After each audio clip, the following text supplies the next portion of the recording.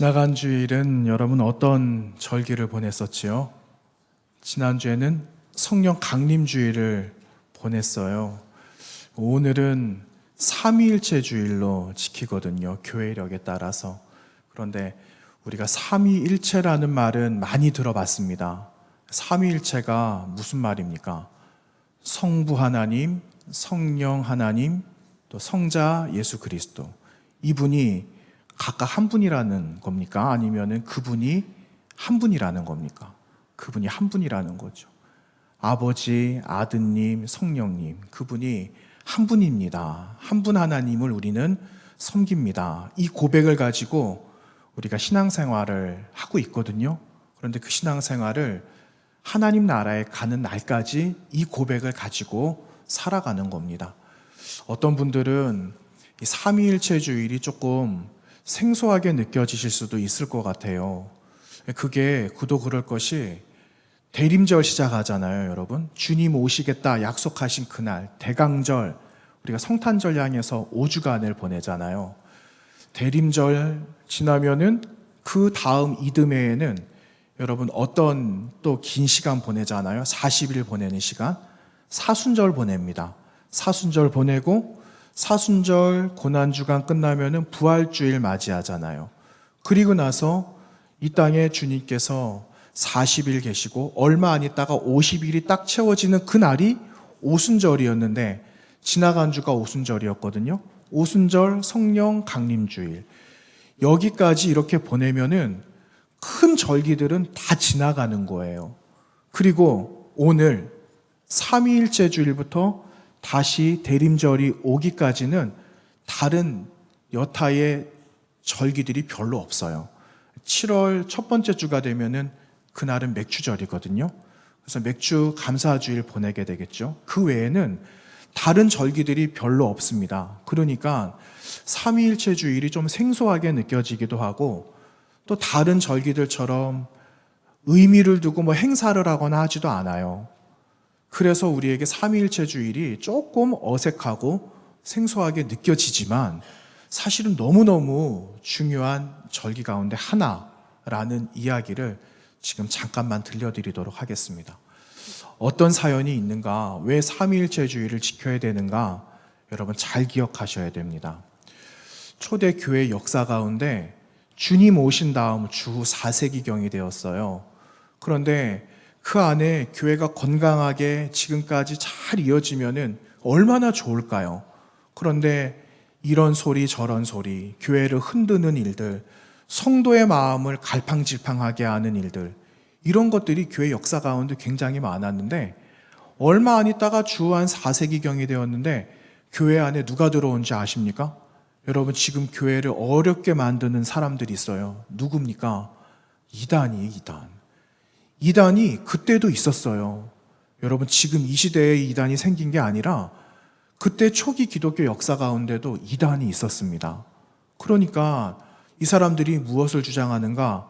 우리는 성부, 성자, 성령 하나님이 한 분이시다. 동일한 분이시고 동일한 역사를, 능력을 우리에게 주시고 그분을 믿습니다 하는 그 고백이 있잖아요.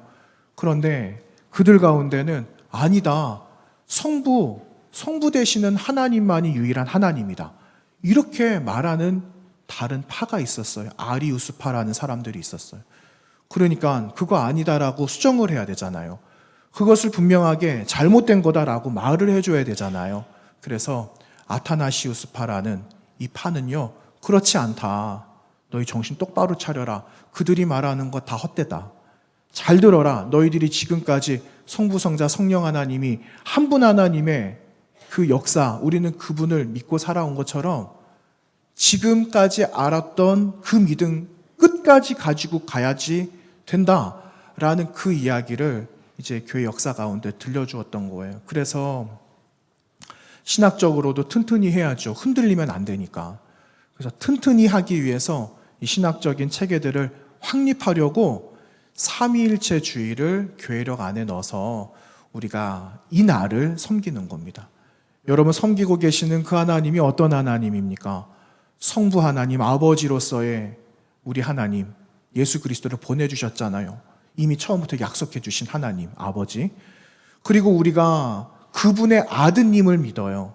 그래서 어디를 갑니까? 나중에 예수 그리스도를 믿어서 하나님 나라에 영원히 사는 것 아니겠습니까?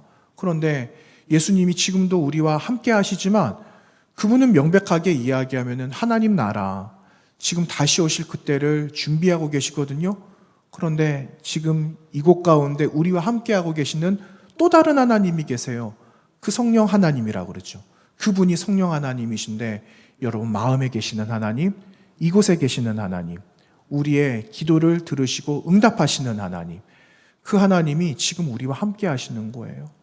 그 하나님을 잘 믿어야 합니다. 이것을 우리에게 확고히 하기 위해서 오늘 이 날을 보내는 겁니다. 여러분, 교회의 사명이 어디 있다라고 생각하세요? 교회 기능들이 있거든요. 그런데 많은 기능들이 있죠. 그런데 교회와 성도들에게 주님께서 잘 부탁하신 너무너무 중요한 사명은 무엇이냐 하면은 우리 교회도 뿐만 아니라 주변에 있는 교회 저 세계, 지구 반대편에 있는 많은 나라들 가운데 세워진 교회를 섬기고 있는 성도들을 건강하게 세워나가야 할 사명이 여러분에게 있는 거예요. 저에게 있고 우리 성북교회에게 주어진 사명이라는 거죠. 이거 부탁하시는 겁니다. 이 일을 위해서 성부, 성자, 성령 하나님이 한 분 하나님이시고 그분의 역사를 통하여서 우리가 하나님의 백성됨을 다시 한번 고백하고 그 사명 잘 감당하겠습니다. 하나님 우리와 함께 해주십시오. 이런 마음으로 사명 주시려고 오늘 저와 여러분을 이 자리에 불러주신 줄로 믿습니다. 여러분 그 하나님을 잘 믿으시기 바랍니다. 그리고 잘 믿으신 그 마음을 가지고 잘 또 전달해 주셔야 됩니다. 그 사명 때문에 오늘 우리를 불러주신 겁니다. 여러분 오늘 말씀 제목 보시면 다시 갈릴리 이렇게 적혀 있어요. 다시 갈릴리. 이제 말씀을 좀 나누어 볼까요? 오늘 본문 16절을 보니까 11명의 제자다 이렇게 기록이 되어져 있어요. 여러분 예수님의 제자가 모두 몇 명이었습니까? 12사람이었는데 한 사람 어디 갔어요? 한 사람 없어요. 한 사람이. 가룟 유다가 주님 팔아버렸어요. 그리고 자기의 마음에 너무너무 상심이 된 거예요. 어찌 내가 내 선생님을 이렇게 팔아버릴 수가 있는가. 너무너무 회복하기가 힘들었던 거죠. 그래서 가룟 유다가 이제 여기 없어요. 너무 안타까운 마음인 것 같아요. 11사람. 여러분 주님께서 우리를 불러주셨는데 만약에 이곳 가운데 제가 없어요. 여러분 누군가가 한 분이 안 계셔봐요. 여러분 마음이 아이고 너무너무 기분 좋아 이렇게 하시겠어요? 아니잖아요. 한 사람이 보이지 않기 때문에 한 사람 때문에 마음 아파하는 그 공동체 여러분 11사람밖에 없어요. 우리는 이걸 보고 그래 가룟 유다 생각은 하지만 그 영혼이 내가 되지 않도록 여러분 우리는 내 마음을 잘 지킬 수 있어야 되는 겁니다. 주님 찾으실 때 12사람 다 모여라 했는데 12사람 다 모여야 되는데 10사람, 11사람만 모였다. 그럼 주님 마음이 아프신 겁니다. 그래서 저와 여러분이 주님 불러주시는 자리에 12사람 안에 다 포함되는 그래서 함께 사명을 받고 사명대로 살아가야 되지 않겠습니까? 여러분 11사람이 갈릴리에서 주님을 만나는 거예요. 여러분 이 문제를 한번 드려볼까요? 주님의 제자가 지금 어디 있는지 아세요? 지금 어디 있어요? 갈릴리 있습니까? 아니면 딴 곳에 있습니까? 어디 있습니까? 예루살렘에 지금 있어요. 예루살렘. 주님 부활하셨어요. 주님 다시 만나주셨잖아요. 그런데 주님께서 제자들과 이야기를 하시거든요. 얘들아 우리 다시 만나자. 다시 만나는데 이 동네 어디 부근에서 만나는 게 아니라 야 너희 처음 나를 만났던 곳 있지? 거기서 만나자. 이렇게 말씀하시는 거예요. 예루살렘에서 갈릴리까지 가려면 한참 가야 돼요. 한참. 지금이야 차 한 번 타고 곧장 갈 수 있지만 이때는 그냥 두 다리 튼튼해야 되거든요. 두 다리 튼튼해야지 갈 수 있는 거예요. 두 다리가 튼튼하지 않으면 세워라 내워라 주님 약속 시간 안에 도착을 못할 수도 있어요. 근데 어쨌든 주님께서 다시 만나자 하신 그 자리가 갈릴리라는 곳입니다. 그런데 주님께서 왜 그들을 갈릴리로 부르셨을까 하는 겁니다. 여러분 갈릴리가 어떤 곳입니까? 말씀드렸듯이 주님과 제자들이 맨 처음 만난 곳 서로 구면이어서 만난 곳이 아니라 맨 처음 서로가 잘 모르고 있는 그때 처음 만났던 장소가 갈릴리예요. 그 마음의 고향, 이들은 이제 고향일 수도 있어요. 갈릴리 출신이니까 어떤 사람들에게는. 그런데 여러분, 이 갈릴리는 우리가 돌아가야 할 곳이라는 거예요. 갈릴리. 어디로 돌아가야 될까요?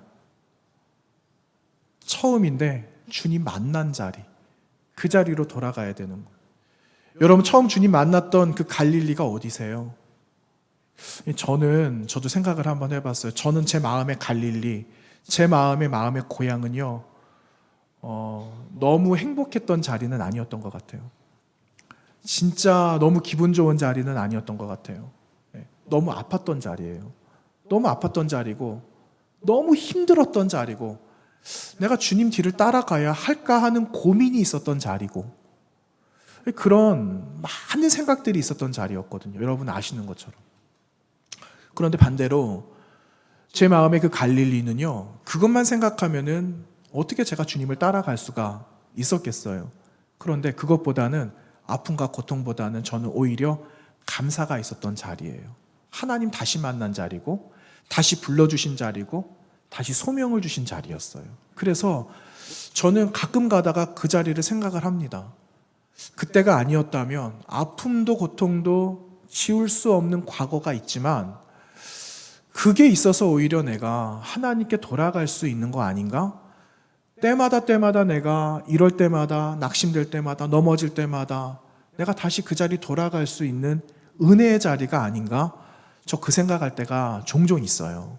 그래서 참 감사의 자리구나, 참 은혜의 자리구나, 이렇게 생각할 때 있습니다. 여러분 있으시잖아요.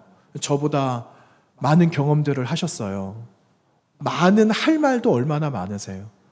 그런데 그 할 말 많은 그 곳곳에 하나님을 만나고, 또 때로는 어려웠던 그 자리였지만 진짜 하나님 만났던 그 자리, 마음의 고향의 자리, 그 자리 있잖아요. 어떻게 보면, 인간적으로 보면 돌아가고 싶지 않은 자리일 수도 있어요. 그런데 하나님께서 다시 불러주신다면 여러분 가시겠습니까? 다시 가시겠어요? 전 좀 자신이 없어요. 자신은 없는데, 그래도 오늘 있게 하신 자리이기 때문에 하나님, 저 다시 갈 수 있을 것 같아요. 이 말도 해볼 수 있을 것 같아요. 근데 하나님께서 만약에 그 자리를 다시 초청해 주시고 다시 그 자리 가라 하시면은, 여러분 이제는 그 자리는 어떤 자리이냐 하면은요, 성령의 역사와 그분의 능력이 나타나는 자리가 되는 거예요. 그래서 여러분, 희망을 가지시고 소망을 가지시고 그 자리에 기꺼이 가실 수 있는 그 마음이 저와 여러분 가운데 있게 되기를 간절히 원합니다. 여러분, 주님께서 제자들 불러주신 이 자리는요, 한마디로 말하면 이런 자리예요. 얘들아, 다시 시작하자, 이거예요. 다시 판을 짜자. 우리 다시 한번 우리의 오점들은 같이 지우고 다시 새 용기를 가지고 다시 시작하면 어떨까? 이렇게 제안하시는, 도전하시는 자리가 바로 갈릴리였다라는 겁니다.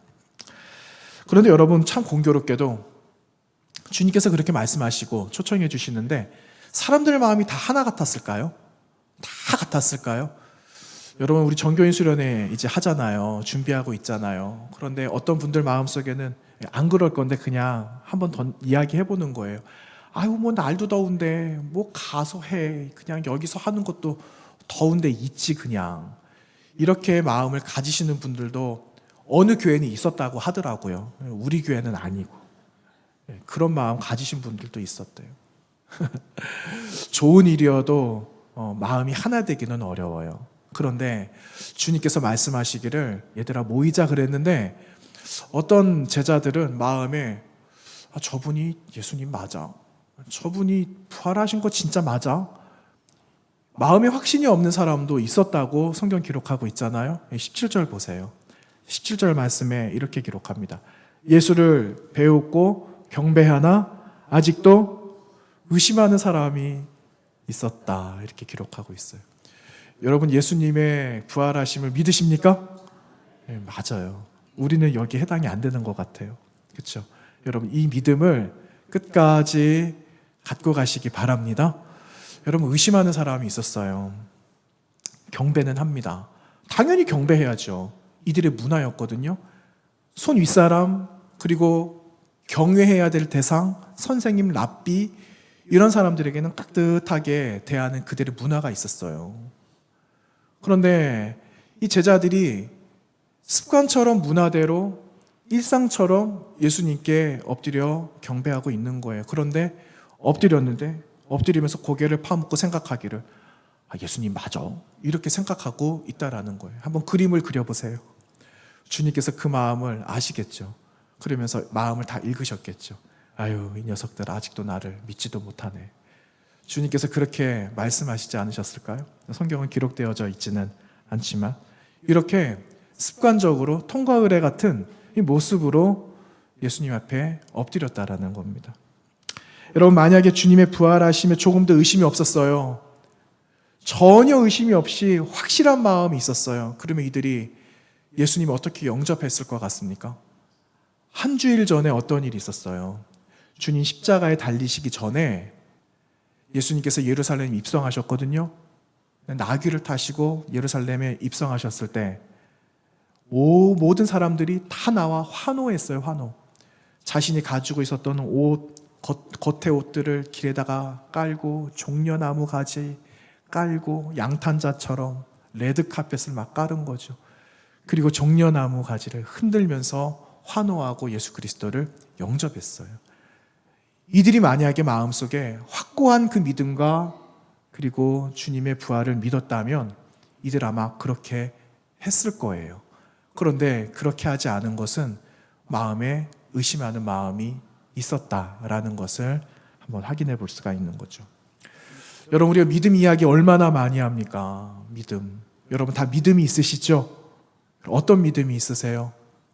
예수 그리스도를 믿는 믿음이 있으십니까? 맞아요. 이 믿음이에요. 우리는 이 믿음을 말할 수 있어야 됩니다. 나는 믿음이 부족해. 나는 믿음이 없어. 그래서 만약에 정죄라도 받아야 된다면은 여러분 반대로 그런 믿음 쉽게 가질 수 있는 거야? 라는 그러한 반문에 우리는 쉽게 대답할 수는 있을까? 이것도 좀 어려울 것 같아요. 어쩌면은 제자들 나약하잖아요. 연약해서 주님 믿지 않는 그 모습이 어쩌면은 인정될 수 있는 그런 모습이 될 수도 있을 것 같아요. 정상 참작이 될 수 있을 것도 같아요. 그런데 여러분, 하나님께서 예수 그리스도를 보내주신 그 일은요, 어느 날 갑자기 느닷없이 나타난 일이 아니라는 겁니다. 내가 오늘 그냥 십자가 한번 지지. 이 사건이 아니에요. 십자가 졌고 내가 하나님이니까 살아나서 위대한 나의 능력을 보여주어야 되겠다. 이렇게 해서 생겨난 그 일이 아니라는 겁니다. 예수님이 십자가 지신 일, 부활하시고 제자들 앞에 나타나신, 소망을 주신, 사명을 주신 이 일은요, 태초에 이미 하나님께서 계획하신 일이었어요. 계획하셔서 그 일을 아드님을 통하여서 이루시고자 이미 약속하신 바, 그 약속하신 말씀이 구약의 예언자들과 선지자들이 말씀하신 내용이잖아요. 이미 오래전부터 하나님께서 계획하신 일이었다라는 겁니다. 그리고 이 땅에 임마누엘, 영원히 내가 너희와 함께하겠다, 내가 너희와 함께하겠다 하시는 그 예수 그리스도를 보내신 하나님, 그 하나님을 믿는, 그리고 보내신 분이 메시아다, 구원자다라고 믿는 그들에게 무엇을 주신다라고 약속하셨어요? 영원한 생명, 영생을 주신다라고 약속을 해주셨으니까 우리는 이것저것 다 떼고 오직 그것만 믿는 거예요. 전적으로 그분만 믿는 거죠. 그래서 우리 신앙에 있어서 하나님, 저 연약해서 믿어지지가 않아요, 이렇게 말할 수 없다라는 거예요. 나의 믿음 연약함이 정당화될 수 없다라는 거예요. 여러분, 우리의 믿음을 다시 한번 점검해 봅시다. 여러분 지금 고백하신 것처럼 내가 믿는 그 믿음은요, 내가 하나님께서 보내주신 메시아, 구원자 예수 그리스도를 믿는 믿음의 고백입니다 라는 그 고백을 가지고 여러분 마지막 날까지 그 믿음으로 주님을 영접할 수 있어야 합니다. 그래야지 여러분 우리는 11사람이 아니라 12사람 함께 다 모이는 공동체가 되는 거예요. 주님 바라시는 게 뭘까요? 오늘 바라시는 것, 그 믿음을 가지고 12사람 다 모이자. 여러분 12, 12는요 다 찼다라는 말이에요. 꽉 찬 숫자를 말해요. 어느 거 하나 빠진 것도 없고 조금 더 풍성하게 하려고 하나 더해진 숫자가 아니라 12라는 숫자는 12로서 그냥 다 모든 게 만족되는 숫자예요. 이 완전한 숫자 안에 저와 여러분이 포함되어져야 한다라는 그런 믿음의 의지를 가지시고 여러분 승리하셔야 합니다. 여러분 주님께서 제자들 부르신 자리, 너 의심을 다 갖다 버려라 이거예요. 의심을 버리고 한계를 뛰어넘어야지 감당할 수 있는 자리가 그 갈릴리라는 자리예요. 갈릴리에서 다시 예루살렘으로 넘어오거든요. 나의 나된 연약함들을 다 버리고 인정하고 성령의 능력을 가지고 있어야만 갈릴리에서 다시 예루살렘으로 돌아와서 예루살렘에서 해야 될 사명을 감당할 수가 있는 겁니다. 그래서 주님께서 제자들에게 사명 주시는 거예요. 여러분 오늘 우리가 나누었던 말씀 18절 그 이하에 있는 말씀에 어떻게 기록합니까? 이렇게 기록되고 있죠. 예수께서 나와 말씀하여 이르시되 하늘과 땅의 모든 권세를 내게 주셨으니 그러므로 너희는 가서 모든 민족을 제자로 삼아 아버지와 아들과 성령의 이름으로 세례를 베풀고 내가 너희에게 분부한 모든 것을 가르쳐 지키게 하라. 이렇게 말씀하고 있어요. 내가 함께 할 거니까 너희는 그 사명 감당해라. 이 말씀에 명령을 우리에게 주시고 계시는 겁니다. 여러분 이 명령, 주님의 명령을 여러분 잘 받드셔서 잘 전하시는 저와 여러분 되시기를 축원합니다. 여러분 그러면 우리는 왜 복음 전하는 사명이 중요할까? 한번 그 물음을 진짜 뻔한 질문이지만 한번 해봐야 될 것 같아요. 여러분 복음 전하는 사명 왜 해야 될까요? 쉽게 다른 말로 전도라고 한번 해볼까요? 여러분 우리 왜 전도해야 될까요? 여러분 전도하려면 무엇을 말을 해야 되죠? 예수 그리스도 복음을 말을 해야 돼요. 복음을 내가 전하지 않으면 못 듣겠죠. 들을 수가 없어요. 듣지 못하면 어떻게 될까요? 예수님을 알 수가 없는 겁니다. 그래서 저와 여러분이 복음을 말을 해야 돼요. 그 복음을 들려주어야지 오늘 말씀에 제자가 태어나는 겁니다. 아니 이 사람이 듣지 않으려고 합니다. 전에도 별로 관심이 없는 것 같아요. 그래서 포기하고 싶어요. 그렇다고 여러분 우리가 포기한다면 주님 나중에 뭐라고 말씀하실까요? 야, 너 그 명령 안 받았냐? 야, 너만 그때 너 못 받았어? 야, 그때 준 것 같은데 한번 잘 찾아봐. 뭐 했냐? 그러면 우리는 할 말이 없을 것 같아요. 그렇죠? 여러분 나중에 무엇이라도 주님 물어보시면 뭐라고 이야기는 해야 될 것 같아요. 주님, 저 열심히 전했어요. 주님 말씀하신 대로 열심히 해보기도 했어요. 때로는 낙심도 됐는데 주님 저에게 너무 간곡하게 부탁하신 것 같아서 저 열심히 했어요. 그런데 열매는 없는 것 같아요. 그럼 주님 뭐라고 말씀하실까요? 아니야. 야, 열매는 너는 못 봤지만 열매 여기 있어. 하고 열매를 주실 수도 있어요. 그렇죠? 우리가 해야 되는 건 말씀하셨으니까 복음 전하는 거. 이거 하는 겁니다. 여러분 복음 전하는 게 쉬우세요? 어려우세요? 이제 이실직고를 하시네요. 네. 여러분 저에게 물어보세요. 그러면은 질문하는 목사님은 복음 전하는 게 쉽소? 한번 물어보세요. 저도 어려워요. 그런데 이게 왜 어려울까 한번 생각해 봤어요. 왜 복음 전하는 게 어려울까? 내가 다 하려고 한다는 거예요. 데리고 오는 거 내가 하는 거죠. 정착시키는 것도 내가 해야 되고, 그리고 정착했으니까 이제 교회에서 일꾼도 해야 되잖아요. 이것도 내가 도와줘야 되고, 일꾼이 됐으니까 이제 나중에 직분도 받아야 되고 여러 가지 또 있을 거 아니에요? 교회만 있어야 되겠습니까? 교회 밖에 또 나가야 되잖아요. 처음부터 끝까지 내가 다 하려고 하니까 이 어려운 거예요. 그러니까 못하는 거죠.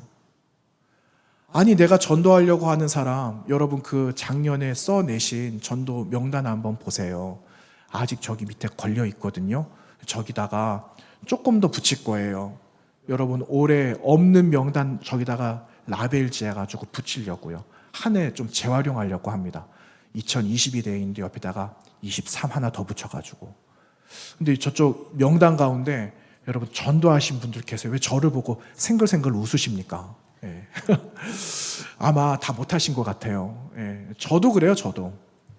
여러분들께 전도 이야기 했는데 저는 뭐 마음이 편했겠습니까? 솔직하게 말하면 저도 힘들었어요. 여러분들께만 전도하라고 말한 것 같아서. 그런데 여러분, 그 전도는요, 내가 할 수 있는 게 아니더라고요. 내가 할 수 있는 게 아니라 어떤 깨달음을 주셨느냐. 저 명단에 이렇게 올렸다라는 건 내가 품었다라는 거 아니겠어요? 하나님께서 품게 하시는 것이 내가 할 수 있는 게 전부 다더라고요.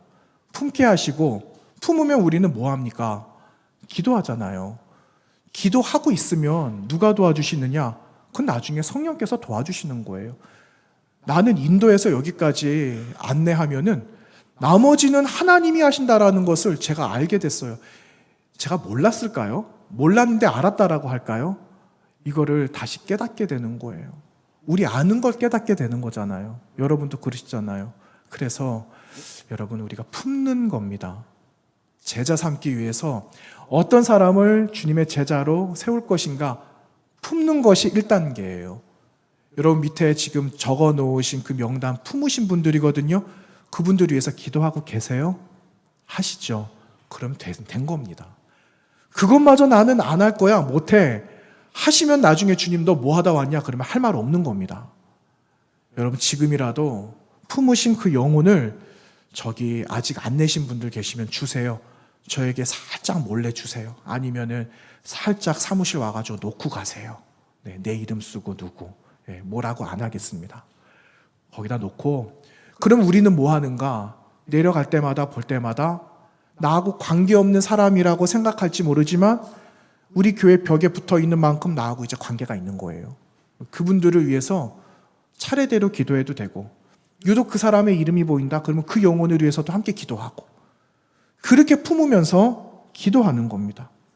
여러분, 하나님께서 예수 그리스도를 통해서 능력을 주시거든요. 어떤 능력을 주시는가? 여러분 사도행전 1장 8절 말씀 보시면은 여러분 잘 알고 계시는 말씀이 기록되어져 있어요. 이렇게 기록되어져 있죠. 오직 성령이 너희에게 임하시면 너희가 권능을 받고 예루살렘과 온 유대와 사마리아와 땅끝까지 이르러 내 증인이 되리라. 이런 말씀을 하세요. 여러분 제자들이 능력 받았습니까? 안 받았습니까? 능력을 받았어요. 사도행전 1장 8절에서 기억할 만한 단어 3개. 성령, 권능, 제자. 성령을 받는 거예요. 성령 받으면 우리에게 무엇이 생긴다고요? 권능이 생겨요. 권능. 이거 다이너마이트라고 여러분 많이 들어보셨을 거예요. 원어에는요, 이 권능이 다이너마이트래요. 여러분 다이너마이트 한번 터지면 큰일 나요. 잘못 터지면 큰일 납니다. 근데 다이너마이트의 위력이 얼마나 센지 폭약을 갖다 심어놓고 돌 사이에다가 막 구석구석에다 찔러놓고 발파를 하니까 산 하나가 금세 날아가요. 산 하나 날리는 건 아무것도 아니에요. 그런데 하나님께서 주신 이 권능을 저 여러분에게 주시면 우리는 우리의 입술의 권세를 가지고 제자를 삼게 된다라는 겁니다. 여러분 이 사실을 믿으시기 바랍니다. 우리에게 이미 권능을 주셨어요. 여러분 성령을 다 경험하셨잖아요. 그 성령님이 여러분 마음에 계시고 식어진 이 마음을 다시 성령의 불로 이렇게 세우고 태워야 하는 겁니다. 그래야지 여러분 생명을 살리고 제자 삼을 수 있는 겁니다. 여러분이 제 고백을 조금 더 하겠습니다. 여러분들께 전도하세요라고 말했는데 제 마음 불편했다라고 그랬잖아요. 아직 1년은 안 된 것 같아요. 그런 제 마음에 전도해야 되겠다 하는 그 마음이 제 마음속에 있었어요. 그런데 아무리 봐도 단감동 지역에서 전도해야 될 분을 도무지 찾을 수가 없는 거예요. 제가 뭐 여기 연고도 아니고 이제 막 와가지고 이곳에 살기 시작한 지 이제 몇 해 안 됐는데 도대체 누구를 만나야 되지? 물론 다니면서 전도지 나눠주면 살 수 있죠. 그런데 그것도 한계가 있는 것 같고, 그래서 제가 자주자주 고정적으로 가는 곳, 몇몇 곳이 있잖아요. 여러분도 몇몇 곳이 있으시죠? 뭐 가게 이런 데 있잖아요. 가게 사장님, 아니면은 정기적으로 만나는 사람들, 이런 사람들이 있잖아요. 그런 사람들이 자연스럽게 전도 대상자가 되는 겁니다. 그래서 저도 옳거니 이분에게 복음을 전하자, 교회 가자고 하자, 전도하자 마음이 있었어요. 때만 와봐라, 내가 기필코 우리 교회 데리고 오겠다. 그랬는데 이게 쉽지가 않았어요. 쉽지가 않고 어디서부터 말을 해야 될지 잘 모르겠고, 또 같은 동성이면 모르겠어요. 그분이 이성이거든요. 여성분이에요. 그러니까 또 그런 한계가 있어요. 조심스럽기도 하고 여러 가지 있는 거예요. 그런데 지난주에도 말씀드린 것처럼 성령님 말씀만 하세요. 저는 하라고 하는 대로 합니다. 이 마음은 변함이 없거든요. 그래서 제 마음속에 언제 때가 되면 말씀하게 하시겠지 이러면서 기다렸는데, 최근 들어 제 마음속에 그런 마음이 있었어요. 하나님, 때가 된 것 같아요. 하나님, 이제 저도 이제 시동을 걸어봐야 될 것 같은데 어떻게 하지요? 제 마음에 그런 마음이 있었거든요. 그랬더니 성령께서 마음을 주셨을까요? 안 주셨을까요? 100% 주세요. 영혼 살리는 일이니까. 그래서 제가 그 마음을 받았어요. 하나님, 알겠다고. 제가 이제 할 말을 하겠습니다 하고 기회를 살폈는데 너무 좋은 기회가 온 거예요. 그래서 이야기를 하려고 했는데 제가 처음에 이제 저를 밝혀야 될 때가 온 것 같아요. 제가 뜬금없이 말을 했어요. 그랬더니 이분도 그게 굉장히 궁금했대요. 이 사람이 누굴까? 이 사람이 어디서 왔을까? 이 동네 사람인 것 같은데 누굴까? 이 생각을 했대요. 그래서 제가 저 성복교에서 왔어요. 이랬더니 예? 깜짝 놀라는 거예요. 저 교회에서 일해요. 이랬더니 교회에서 무슨 일을 하냐고 그러는 겁니다. 제가 능글능글 맞게 그랬거든요. 그랬더니 도무지 감을 못 잡길래 제가 저 교회 목사예요 이랬어요. 그랬더니 그분이 생각을 하셨나 봐요. 예측을 하셨대요. 선생님 아니면 저분은 뭔가가 좀 특별한 사람일 거야 라고 생각을 했는데 자기 생각에 맞았다라는 거죠. 그래서 제가 교회 가자고 그랬어요. 교회 가자고 한참을 이야기했어요. 여러 가지 이야기, 그 아이들 말하는 썰을 막 풀기 시작하는 겁니다. 그래서 이런저런 이야기 다 들었는데, 목사님, 제가요 아직은 준비가 좀 안 됐어요 이러더라고요. 준비가 안 됐다고. 그러면서 저에게 한 가지 약속을 했어요. 어떤 약속인지 아세요? 내가 교회 가면은요, 어느 교회 간다고 했을까요? 성복교회 온다고. 제가 교회 가면은요, 저 성복교회 갈 거예요. 그렇게 저하고 약속을 했어요. 50%는 지금 해놓은 거 아닙니까? 그렇죠? 야, 하나님 타이밍은요 정확합니다. 하나님 타이밍은 정확해요. 여러분, 왜 하나님께서 우리에게 제자 삼으라고 하실까요? 너 지금까지 네가 하려고 했던 거 다 내려놔라. 주님께서 갈릴리로 부르신 것은 네가 하려고 했던 이 능력을 벗어버리는 그 일들을 다시 처음부터 해야 돼. 그래서 갈릴리로 불러주신 거예요. 여기서 나의 능력을 내려놓고 무엇을 지느냐? 자기 십자가 지라고 했거든요. 내 십자가를 다시 져야지. 내가 딴 생각 안 하는 거예요. 딴 데 가지 않는 겁니다. 그리고 누구를 의지하는가? 십자가를 의지하는 거죠. 성령의 능력을 의지하는 거예요. 그러면 성령께서 하실 일을 하시는 거예요. 내가 해야 될 몫만 하면 나머지는 성령께서 그분의 성실하신 그분께서 하시는 겁니다. 성실하신 하나님. 그 성실하신 하나님이 그 일을 행하시는 겁니다. 저는 한 거 아무것도 없어요. 하나님, 저 언제 이야기하면 될까요? 그거 하나 물어봤어요. 그랬더니 그 기회를 주셨고, 말하게 하셨고, 그리고 함께 교제하게 하셨고, 제가 놀라운 일 하나를 발견했습니다. 무엇이었냐면요, 하나님은 어디까지 준비하셨냐면은, 그분이 이야기하셨는데 저 교회 다녔어요 이러더라고요. 교회를 다니신 분이래요. 그런데 교회를 다녔는데 어느 목사님 밑에서 신앙생활을 했느냐면은, 제가 이름을 말씀드려도 여러분 모르실 테니까, 제가 잘 아는 목사님 밑에서 신앙생활 하신 분이라는 사실을 알게 됐어요. 그래서 제가 어떻게 이런 일이 있을 수가 있을까? 그래서 그 목사님 이야기를 막 해서 은퇴하셨거든요, 목사님. 그래서 제가 어떻게 이런 일이 있지? 그러면서 그분이 저하고 약속하기를 저 교회 다시 갈 거예요. 성복교회 갈게요. 이러시더라고요. 여러분, 내가 하지 않으면 하나님도 가만히 계십니다. 그런데 내가 하지 않는다고 무작정 그냥 가만히 계시는 게 아니라 때가 되면 계속 두드리실 겁니다. 너 왜 가만히 있냐? 그러면은 그때는 우리가 응답해야 돼요. 응답해야 되죠. 그러면 응답하면 성령께서 하시는 겁니다. 하나님께 맡기시는 거예요. 여러분, 우리가 해야 되는 일이, 제자 삼는 일이 어디까지라고 말씀드렸어요? 품고 기도하는 거. 품고 기도하기 시작하시면 이미 시작하셨어요. 그렇죠? 그때를 믿음의 인내로 기다리는 거죠. 잘 기다리시면 그때가 머지않아 하나님이 하시는 일을 보게 됩니다. 영혼 살리는 일은 굉장히 급해요. 저 1년 안 걸렸어요. 하나님께서 저 되게 불쌍하게 생각하신 것 같아요. 그 시간을 통해서 하나님이 일하시는 겁니다. 여러분 마음속에 품고 계시는 분들을 말씀하세요. 제가 이렇게 말씀드리는 거 여러분들께 기도 부탁하는 거예요. 저 혼자 할 수 없어서 영혼 살리는 일을 어떻게 저 혼자 할 수 있겠어요?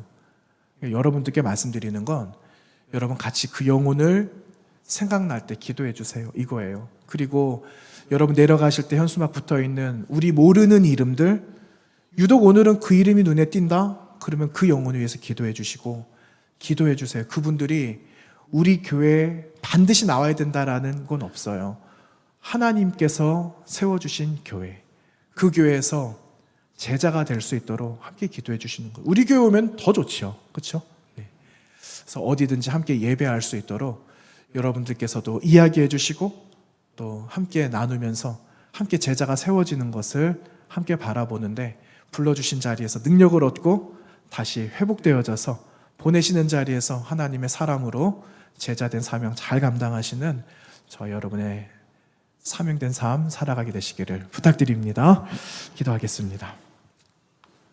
하나님 감사합니다. 저희들을 불러주셔서 오늘 귀한 자리에 주의 말씀으로 위로받게 하시고 힘주셔서 고맙습니다. 그 귀한 말씀으로 새 힘 얻어 주님 제자된 삶을 부족함 없이 살아가도록 인도하여 주시고 우리 교회를 통하여서 사랑하는 성도들을 통해 그리스도 예수의 사랑이 날마다 더하여지는 큰 은혜 더하여 주옵소서. 예수님 거룩하신 이름으로 기도하옵나이다. 아멘.